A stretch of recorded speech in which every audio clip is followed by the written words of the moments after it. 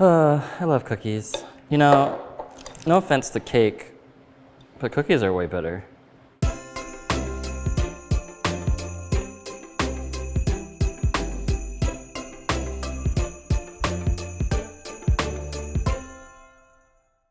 Hi, I'm Eric Kim. I'm a cooking writer for the New York Times food section.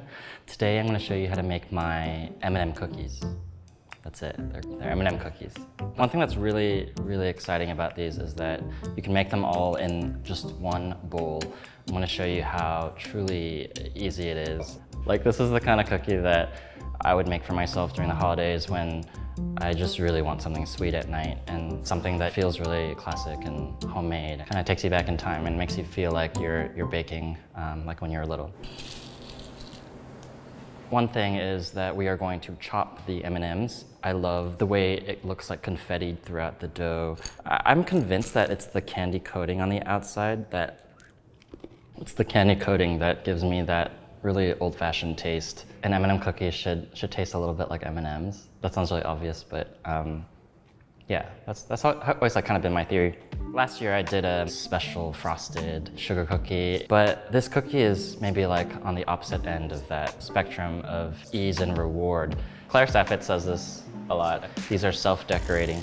And what I mean by that is just that there's no frosting, there's no extra, pomp and circumstance. I actually don't know what pomp and circumstance means. I don't know why I just said that, but I like these cookies because they just look really nice on their own. I think the most important part of this recipe to really work as a one bowl recipe is you really need to make sure your butter is at room temperature. I sometimes have butter out for cookies. It's just like always there for me because I make so many cookies during the holidays. If you can leave it out overnight, that's actually something I would do for like if I know I'm baking cookies the next day. So if you were doing this in a mixer, I think a colder butter might work, but because you're doing everything by hand, you just want nothing to like be resisting your whisk. A quarter cup of brown sugar. I like dark brown sugar.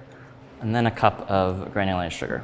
Equally, the egg has to be at room temperature because if you add a cold egg to the butter and sugar, it will kind of curdle a little bit. Not the end of the world, but it's that perfect emulsion between liquid and fat that gets you that perfect chewy cookie.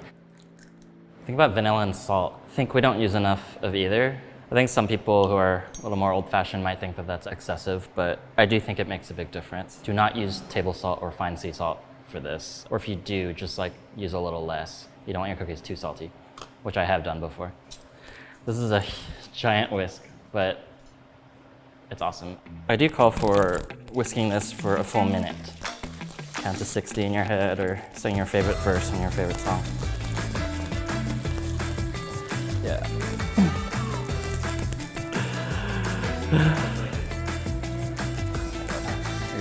Whew. At this point, I would switch to a rubber spatula. You can sort of see how fluffy it is, right? I think a lot of recipes call for adding the salt and the baking soda powder or what have you with the flour, but you get better distribution when you're whisking the sugar and the baking soda into the wet ingredients first. Sort of like a thing that I started doing because I thought it felt more right. And I think that's what I love about baking. Rules change, The reasons we did things years ago, especially decades ago, are gonna be really different and not apply to us anymore. So I just think breaking the rules once in a while will make you a more intuitive baker. Ooh, one thing about flour, usually you have a measuring cup like this. You might be going into a bag of flour like this, right? What happens is it's gonna be packed, which is why I love to go by weight usually. If you don't have a scale, another thing you can do is take your flour and spoon it in. And this way the flour is sort of settling on its own and you're gonna get a much closer measurement. And then once you get to a certain level, you just take a flat edge and then you just level it off. You could skip this step, but I do think it's really nice to chop up the M&Ms a little bit. You might think that they're just gonna bounce everywhere like that, which they might, but what happens is you hit the shell first, but you don't need that much more to release into the chocolate. You don't go like that, because then it'll pop like that, Ugh, bad chocolate. As I go through this, I kind of feel the chocolate. My goal was to just at least break each one in half, but this is fine. I'm gonna go a little more because I love that candy coating dust. These parts, you want all that in your cookie. I love the way this looks. Look at that. I think of it as rubbing the butter into the flour. Maybe the recipe says fold, but you're really rubbing. And that's something that you can really do when you are making cookies by hand, you know, versus in a mixer. And look how beautiful that is. And though you could scoop these out and bake them right away, I'm gonna chill my dough a little bit while the oven preheats. I love using a cookie scoop for this. It's about like 2 tablespoons worth. If you pack it in like that, then you get these perfect round edges. Gorgeous. If you did want to like do it by hand, you could. This might give you memories of like taking the Toll House cookie log out of the fridge. This is a good stage actually if you wanted to freeze these. I just love having cookies at a moment's notice, you know? That's really when you want a cookie. I think that's what this cookie is for. Do you get enough sound bites of me saying, this cookie is for when you really want a cookie? These go in the oven for about 10 to 12 minutes. It really depends on your oven. So, you know, you wanna watch them. Our cookies are out of the oven. They're really beautiful. You can see how perfect they are. I like the salt level in the cookie itself, but I do like to do a tiny sprinkle at the end. It's like a finishing salt. There's a big case to be made for having salt that is punctuating versus just threaded throughout, you know? I like the classic look of the M&M, just sort of like peeking out of the dough like this in a natural way. And there's no like decorating, no nothing. You just mix it all in a bowl and bake it off.